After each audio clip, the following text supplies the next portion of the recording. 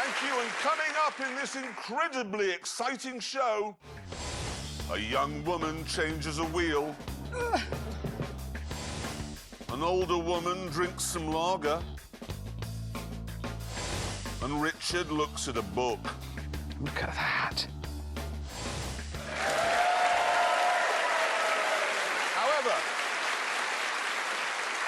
However, we begin with a film from James May, who's in his 80s. What? No, wait, sorry. We begin with a film from James May about the 80s. Yes. Thank you. The 80s, a time of marvellous excess, you know, Gordon Gekko and big shoulder pads and, of course, incredible supercars, the greatest of which, without question, was this one.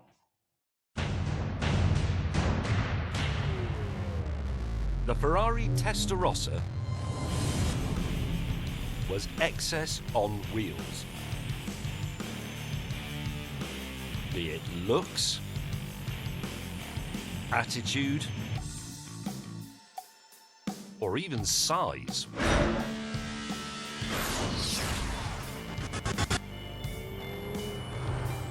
When this car came out, people were absolutely aghast at how wide this car was. I don't mean wide like Del Boy, I mean wide as in width. It was enormous, especially at the back. And it simply oozed charisma from every one of its slatted panels. It was unquestionably the only car that could star in Miami Vice. Here we go. The price of this car when it went on sale in 1985 was £62,666. That is, as I'm sure you know, the number of the beast.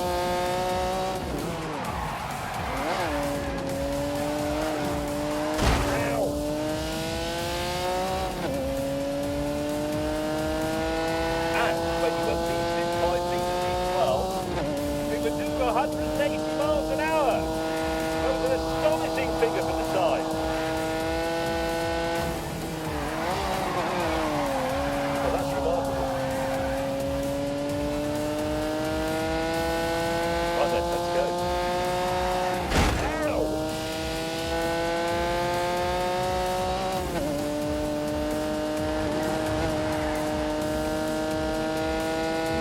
Full throttle. Oh, it shouldn't feel so good, but it does. Rubbish.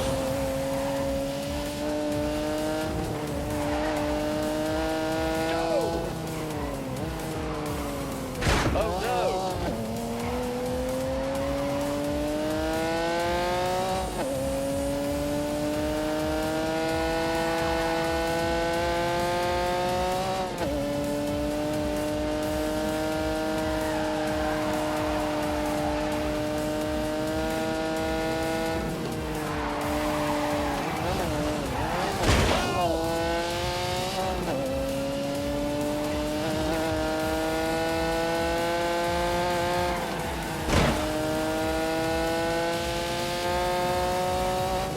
Forward.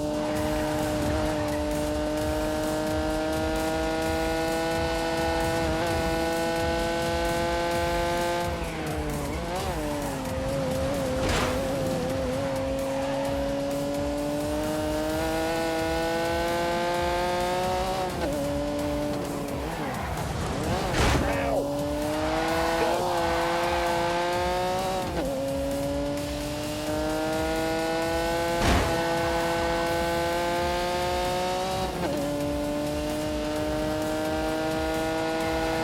Jab of brakes. Hey.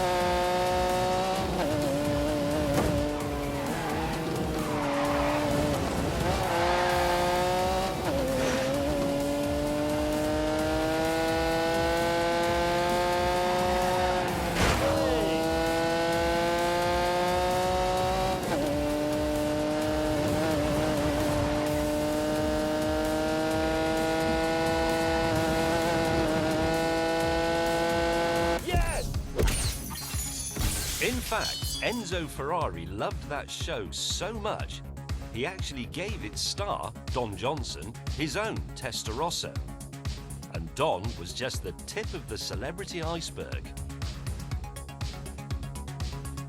Rod Stewart had one, Elton John had one, Mike Tyson had one, O.J. Simpson had one, and presumably wore driving gloves. If the 1980s were the era of excess, then, well, this was the perfect car for the era. I'm afraid Mr. May has just been wasting your time, rather, because that is not the ultimate 80s supercar. This is. For sheer over-the-topness, nothing comes close to the Lamborghini Countach. Alongside it, the Testarossa looks like a family hatchback. If you think the Ferrari is wide, this is even wider. And the Testarosa's doors don't open like this. This version of the Countach, the LP5000, was launched in 1985 specifically to put the Testarossa back in its box. Its 48-valve, 5.2-litre V12 could take the Countach to 186 miles an hour, or to be precise, more than the Ferrari. We're off.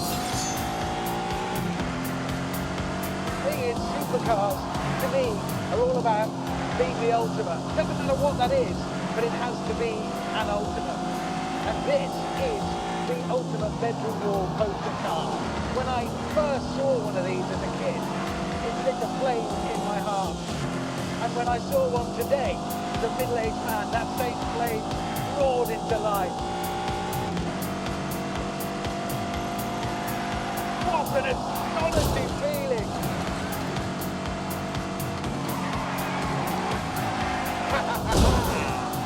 Oh my God! Oh, an angry Countach!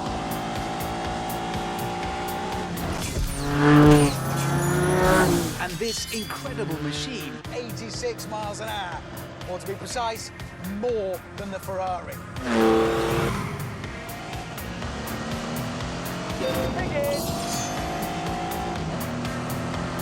Thing is, supercars, to me, are all about being the ultimate. Doesn't matter what that is, but it has to be an ultimate. And this is the ultimate bedroom wall poster car. When I first saw one of these as a kid, it lit a flame in my heart. And when I saw one today, the middle-aged man, that same flame roared into life.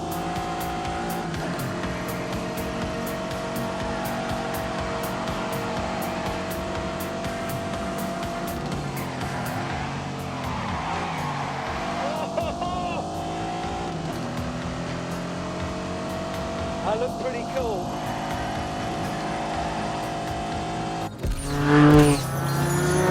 And this incredible machine came from a company that didn't have half the resources of Ferrari. Let me give you an example. This car might look super aerodynamic, like a missile, but in fact, it never saw the inside of a wind tunnel. They couldn't afford to put it in one. So instead, they ran a prototype up and down the motorway with bits of wool stuck all over it. I love that. Oh, hello. Here he comes.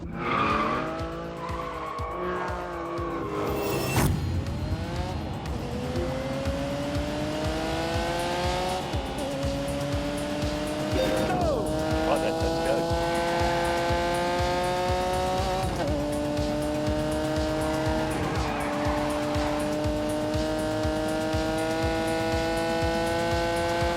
Full throttle.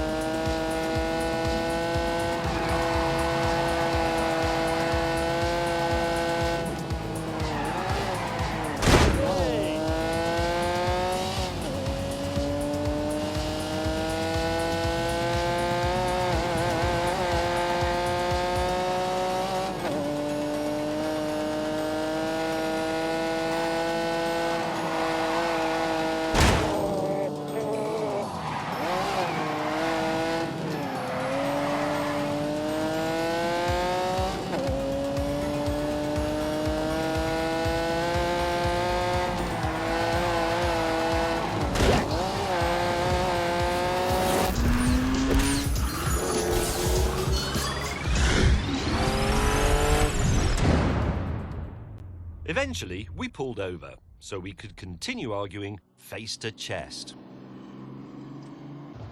Oh, the brakes are brilliant. On the line, Right. Oh, that doesn't help much in there.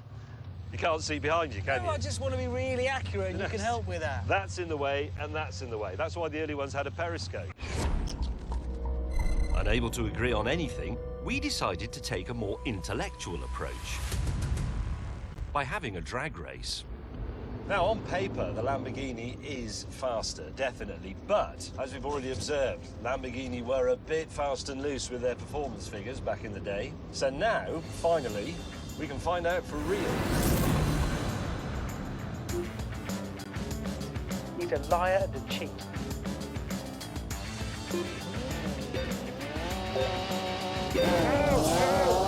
Away!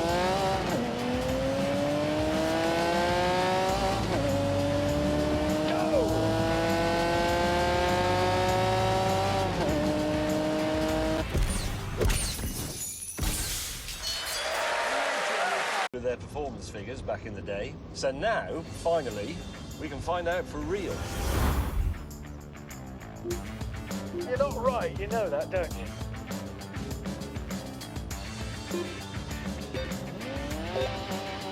No!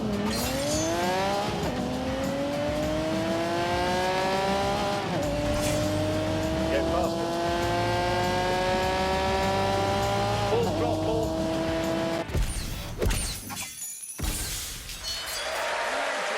Their performance figures back in the day. So now, finally, we can find out for real.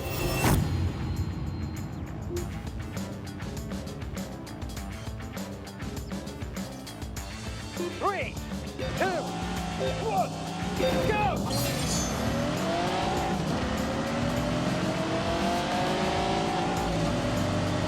Come on, this is it!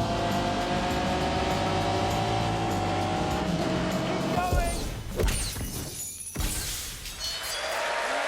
With their performance figures back in the day. So now, finally, we can find out for real.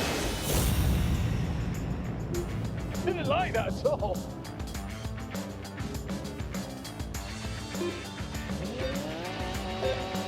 Completely useless. Away! Forward.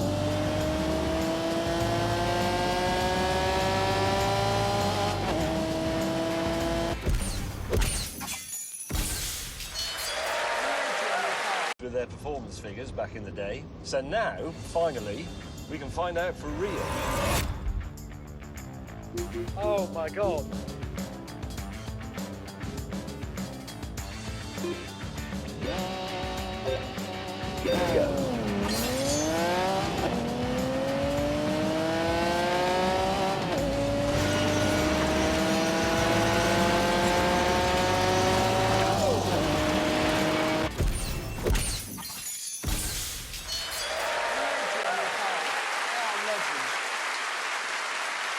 It was a privilege, wasn't it?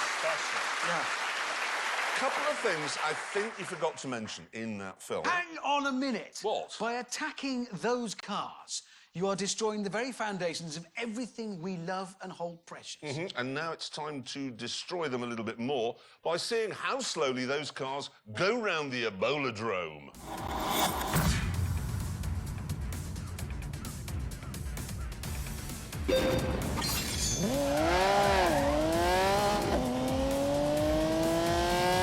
Look at that lunging and pitching there as she heads on to the Isn't.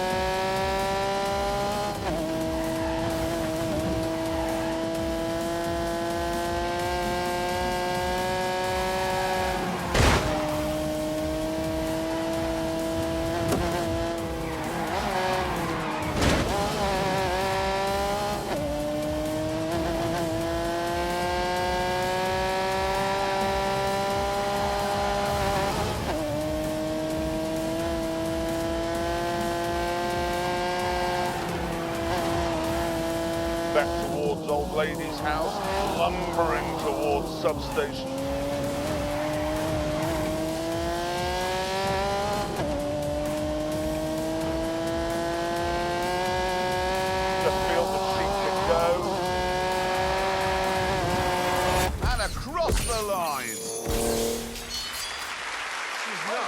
is absolutely nuts.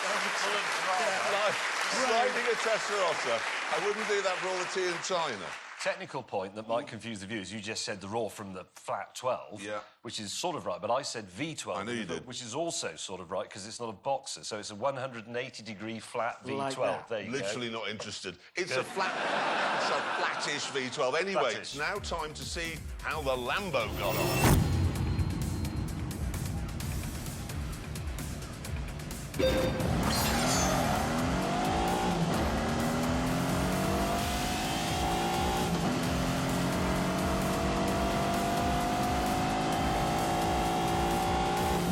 Easing off through the second curve on the straight. Back on the power towards your name here.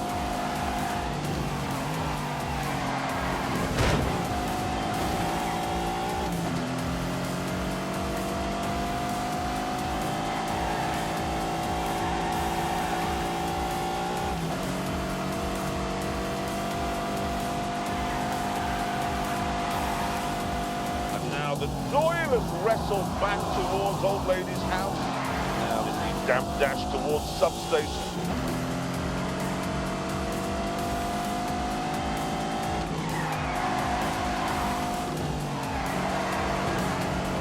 And there we are across the line. Great. Right. There's a new breed of small hot hatchback. And to find which one is best, we took the Grand Tour to that field just over there. Yes, the start point for our test was our own track in Oxfordshire. And this is what we'd assembled. I've brought the new Volkswagen Polo GTI, which has 197 horsepower. Richard Hammond has brought the new Ford Fiesta ST, which also has 197 horsepower. James May has brought the new Toyota Yaris, which has a ridiculous name, the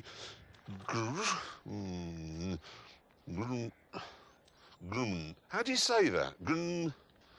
Gruminer. It isn't Gruminer. There's no at the end. It says Grum. Yours is a brown car. It's not brown. That is brown. Oh, yeah, it is. It isn't. It's mushroom. The cameramen know about colour. Is it brown? It's brown. It's definitely brown. It's brown. There you It's go. mushroom. At this point, we decided that instead of arguing about which car was best, we should do some actual tests, starting with a pursuit race. So, it is quite scary through here.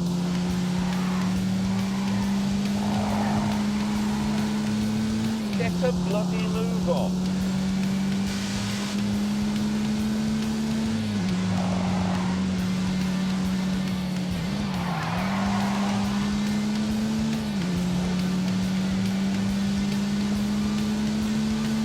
Come on, turn.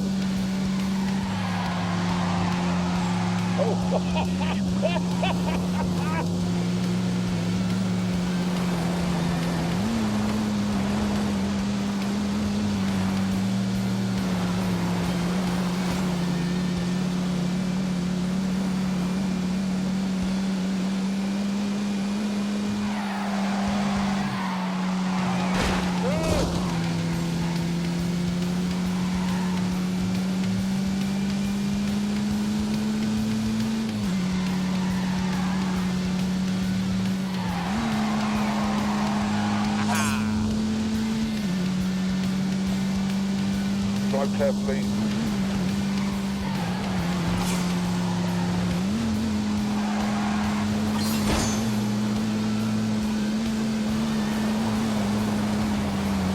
Oh, look at that for a tidy line.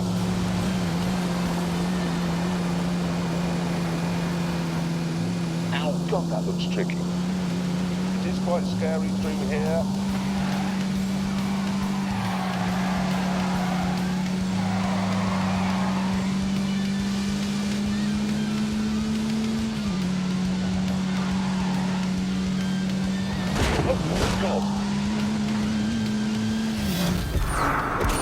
Several laps later, both of us were still the same distance apart.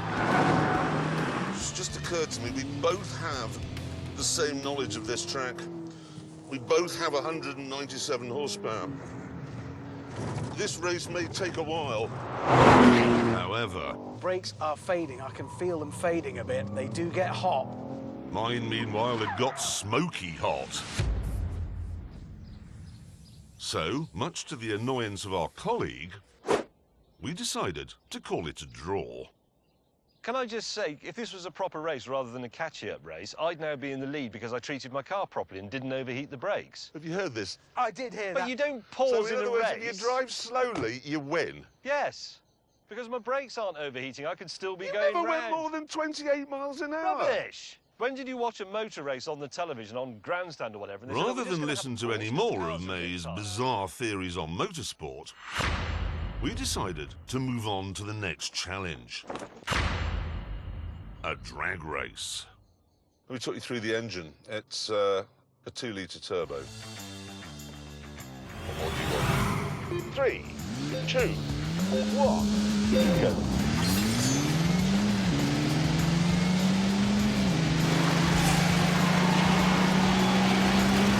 Yep. 25 foot into the floor. Roaring up. Yes! Oh, what? A victory for the fat boy! That can only mean that VW have got their figures wrong. Again. This surprising result called for a bit of a debrief. The mushroom-coloured polo Round. The brown VW has won. Actually, I've got to be honest, I am quite surprised by its I'm slightly astonishing surprised. victory. It is really annoying and there's nothing you can Because it's do. heavy. Yes. Yeah, and it's only as powerful as this. The DSG gearbox makes a huge difference. Yeah, the double clutch. I mean, every time you two have to change gear, you lose 20 yards. Well, there's no way can you keep up with that with an Instant. old-fashioned box. No, it's one gear, then another. In this. yes. Oh, hang on. Text from Mr. Willman. You idiots. Nice. Kind. Stop banging on about double clutch gearboxes and lift off oversteer. These cars are supposed to appeal to young people and they have no idea what those things are. The winner of this test will be the car that appeals most to millennials, not old men like you. So what test do we do that young people would be interested? No, wait, I've had an idea. What exactly is a millennial?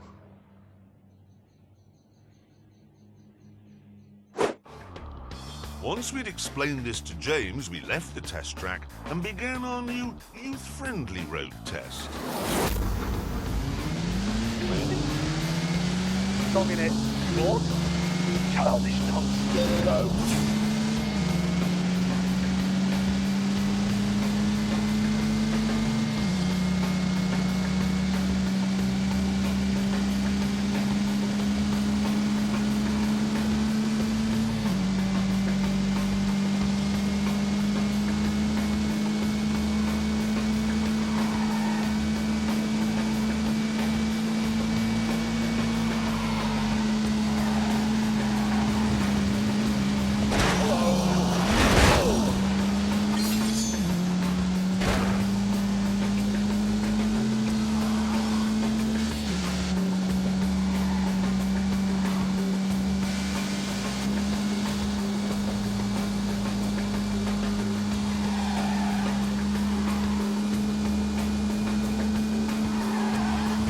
For God's sake.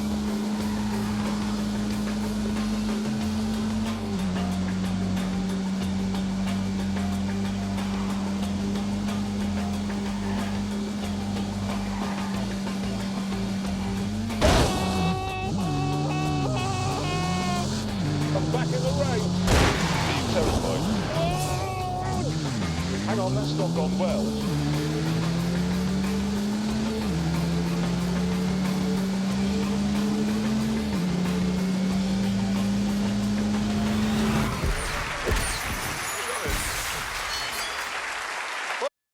Once we'd explained this to James, we left the test track and began our new youth-friendly road test.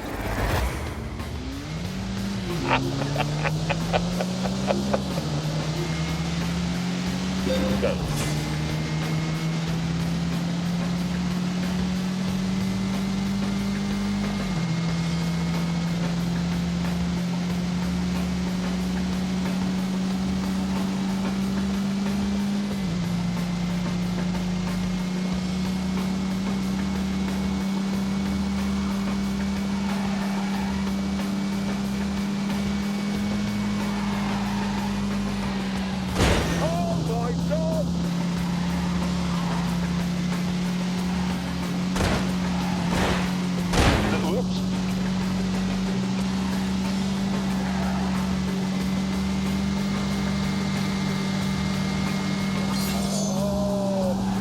Oh,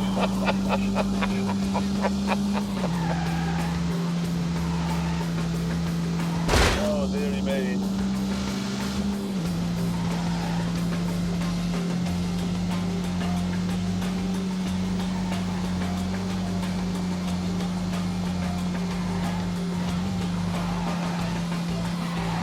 Oh, God, no!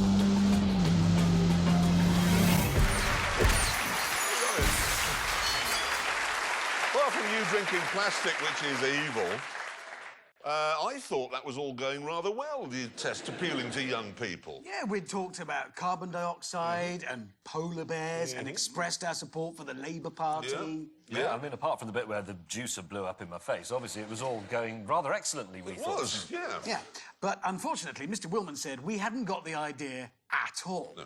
And that to really appeal to millennials, we had to somehow get our cars in the Mail Online. Now, this was a bit of a problem for James, who claims he's never read the Mail Online. I haven't. You're not really the Mail's target audience, James. What do you mean by that? Well, you're not a mealy-mouthed, bitter person who believes that everyone who is luckier, better-looking, richer and more talented than you are should be torn to shreds and executed.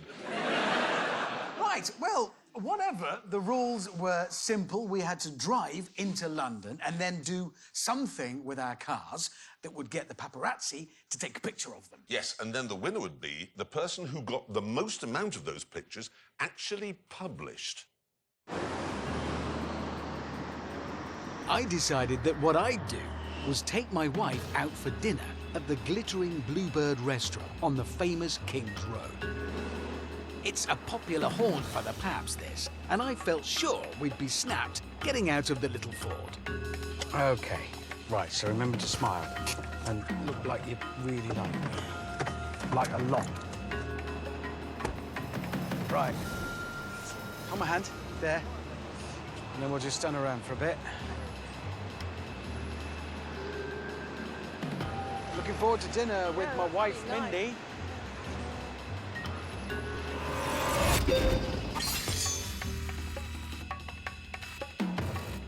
Jeremy, meanwhile, had decided that to get himself noticed, he'd have a puncture and then get a celebrity like Binky Felstead to help him mend it. Did you grab the spare wheel? Really?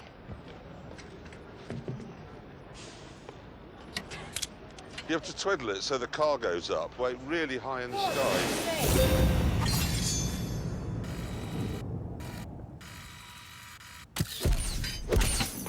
Come on, get back into this. Exhausted. James, meanwhile, was driving a car that's never been papped, through a part of London that's never been papped, with his dinner date, historian Mary Beard, who hasn't been papped either. And I'm absolutely delighted. I mean, this has made my month, this. Oh, well, thank you. That's very generous. Meanwhile, back in Chelsea, There's no Paps. There's nobody here. No. There's no photographers. It's ridiculous. I've always been photographed here. Look, here I am. And here I am. And here... Oh, she's just a friend from work. with dinner over, the two most unpappable people in history were waiting to be papped.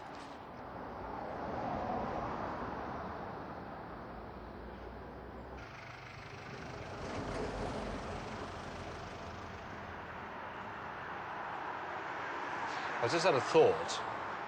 I don't want you to take this the wrong way, but actually the idea of this was to get the car in the paper. Well, no, because I should have parked it outside. Excuse me.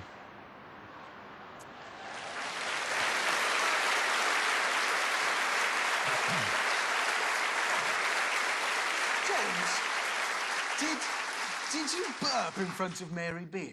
I did, I'm sorry, it just fell out. I apologise. And also, I know a lot of people will be thinking, oh, we engineered that. We really genuinely didn't. All you have to do to get papped when you're in our line of work is go into London, do something mildly out of the ordinary, and then they swarm. Well, Or get not round absolutely you. clattered and fall out of a club with no trousers on. Yeah, that's a good way of doing it. Or Anyway. catch pneumonia. Anyway, why... Yes, I've had that a few times. Anyway, listen, while we were waiting to see which one of our antics got into the Mail Online, Mr. Willman came up with another youth-friendly idea. Yep, he said each of us had to take a picture of our car and then see which of us got the most likes of their snap on Instagram. I had done just that. For my Instagram picture, I'm not messing about. I've recruited a top photographer, and I'm very excited because he's brilliant. Look at that. His name is David Yarrow. He's one of the world's greatest wildlife photographers, and his plan was to recreate this shot using my car instead of the tiger. So I'm coming in. I think the most important thing is to have energy. It's got to be full, it's got to be dynamic. And that means I think we need water flying up between me and the car. I want to be as close, safety-wise, as you'll allow me to be. Yeah, got your number. Okay. Go.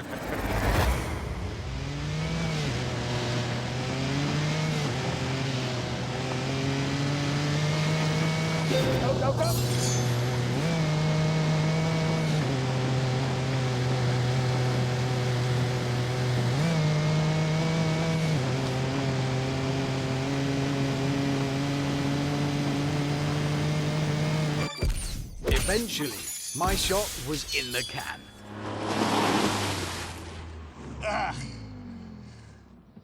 As was May's. And so, after no work at all, was Jeremy's.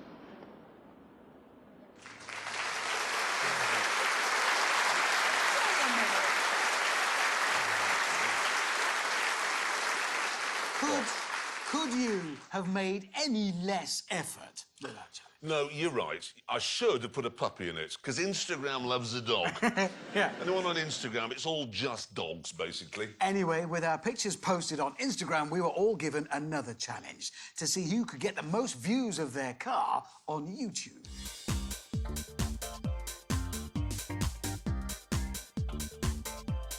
Now, if you go on YouTube, which I do quite a lot, you will notice that something that's very popular with so-called millennials is the unboxing video. It's usually something like an idle student with nothing better to do, simply taking something they've bought out of the box and talking about it. Hey, what's up? What's going on, everybody? The delivery guys just left, got it here, and haven't even taken it out of the box yet. This bloke is unboxing a new television set he's bought. Oh my God, you guys ready? Look how many hits it's got. The stand is not mounted on it. You'll have to put that on later.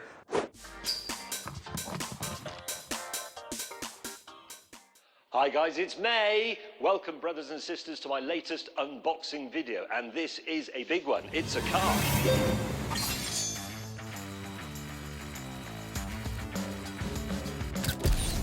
Meanwhile, Jeremy had decided to create a fast show style character called David Souffle.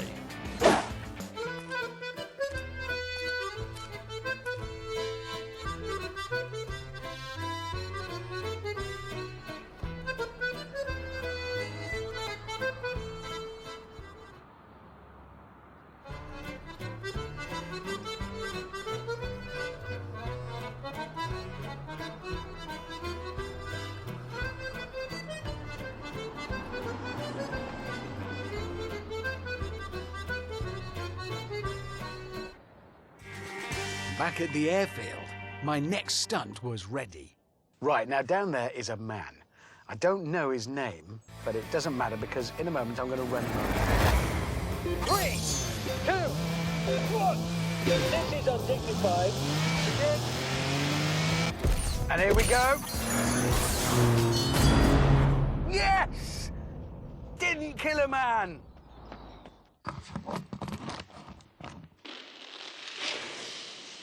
Oh, I like that a lot.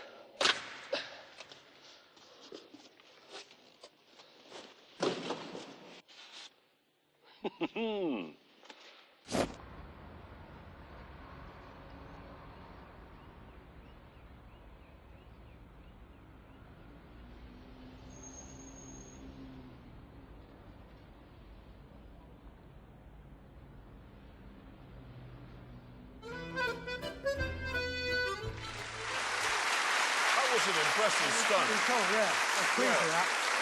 How's his therapy working out? I'm getting over it. OK, what we've got here is the scoreboard that'll help us determine which is the best of the small hot hatches. We've already filled in the scores for Price, the pursuit race and the drag race. Now we've got the paparazzi thing. Hammond, how did you get on? Well, you two put the pap in a bag, didn't you? Well, we did, but actually, we should sell those bags to celebrities. You should, because they're rather clever. You pull a drawstring, and not only can't you take any pictures, you can't get out of the car. Yes, it's also technically false imprisonment. Yes. And Well, yeah, therefore but illegal. so's trapping a wasp in a jam jar. Nobody complains about that, do they? Yes, So- well, anyway, it didn't work because obviously there must have been another pap that we didn't spot because this picture appeared. Ha ha! Ha ha ha! No. Wait a minute. The rules said it had to have the car in it, and I don't see the car in that picture. It also said Mail Online, and I'm guessing, there's some evidence to suggest that is the Sun. Yeah, I think it's the Sun. I hoped you wouldn't spot that. Yeah, we did. I didn't do very well. I think that gives you a 0, Hammond. Yeah, so you got a 0. Now, James May, how did you get on taking the older woman out for a curry in Hammersmith and then parking your car in an underground car park? Not that well, actually. How not that well? Not that well. Okay. Not a single thing. My plan was rather successful. Was it? 49 pictures appeared of my car and me and Binky in the Mail Online. 49? 49 pictures. Well, hang on a minute. 49 pictures of a fat old bloke and a young girl I've never heard of changing a wheel. I know. And the extraordinary thing is, I'd like to show you the 49 pictures, but got in touch with the Mail Online yesterday, OK, to say, can we have the pictures? Do you want to know how much they were going to charge? £122,000. What? Really? I kid you not. They take a picture of me, they ruin my life, and then for me to buy the picture back is £122,000. There are 49 pictures on there of you. Don't show the cameras, otherwise there'll be a bill for 120 grand. But the good thing is... Exactly, because of that, you score 49. Yep, Yes, I'm afraid he I does. do. There's no getting around Yes, that. I do. Which moves us on to Instagram. OK. James May, how did you do with your picture on the bus? I scored 0. Naught? Yeah. Nobody get naught. Well, it's quite interesting, you see. I didn't have an Instagram account, so I set one up. No, but That's a hang on. surprise. No, but I set one up, and then as I was setting it up, I realised there was someone else on Instagram pretending to be me. So I filled in that reporting thing that pulls down, you know, and I sent it off, and all credit to Instagram, they reacted very quickly, by that afternoon, in fact, and they shut me down. You? Yeah, they didn't shut down the fake James May. They shut the real one down. They killed the wrong James May. Yeah.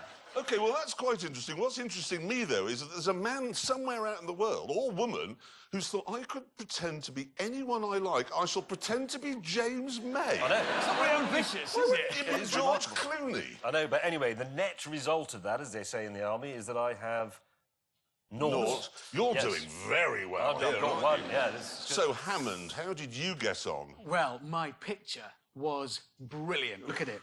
It's look at that. No, that is, good. apart Yeah. from the slogan with the sexual that intercourse was enthusiast, awkward, yeah. that is an amazing photograph, granted. So, how many people have viewed it and liked it on Instagram?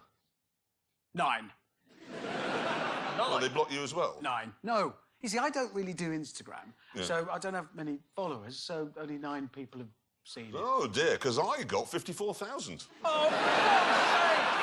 Yes, but you do Instagram. Yes, I do. So you got lots Yes, of I did. So followers. put 54,000. Hang on a minute, let's look at this in a more positive light, Hammond. He has got 1.6 million Instagram followers. Yes. So 1.46 million people actively didn't like his picture. That's a good way of looking at it. That's a lose, It wasn't really. my best work, I admit. It was a horrid shot. What was it? 54,000. That does change the scoreline a bit. Change the doesn't it? scoreline a lot, because I'm now on 54,053. Right, And okay. you're on 1. Yeah, I'm on one. Anyway, it gets worse, I'm afraid, for you two, because YouTube. Go on. I didn't add them all up, but my first David Souffle video on YouTube, 266,000 views. God. More than 250,000 people.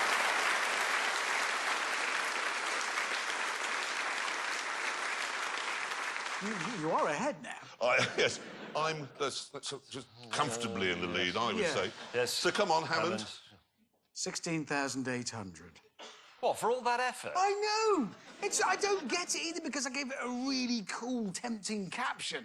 It said, look, epic street fight broken up by Ryan Gosling and Channing Tatum whilst Prince Philip tightrope walks between two cars. Who doesn't want to look at that? You actually put that as the caption? That's what it said. It's clickbait, And then the isn't it? YouTube millennials Yes. thought, no, I'd rather watch a cat going... Well, That's must have done. ridiculous. That is, I'm sorry, that is pathetic. Young people, you're pathetic. Right, so there we are. Those are the scores at the moment. You're out. Yes. And James, I'm looking and I'm thinking, and just in quick adding up, unless you manage to find 325,000 people who are prepared to spend 16 minutes, because that's how long that unboxing video was, 16 minutes watching you taking a small Toyota hatchback out of a cardboard box, I've won. Yes. So? 330,000.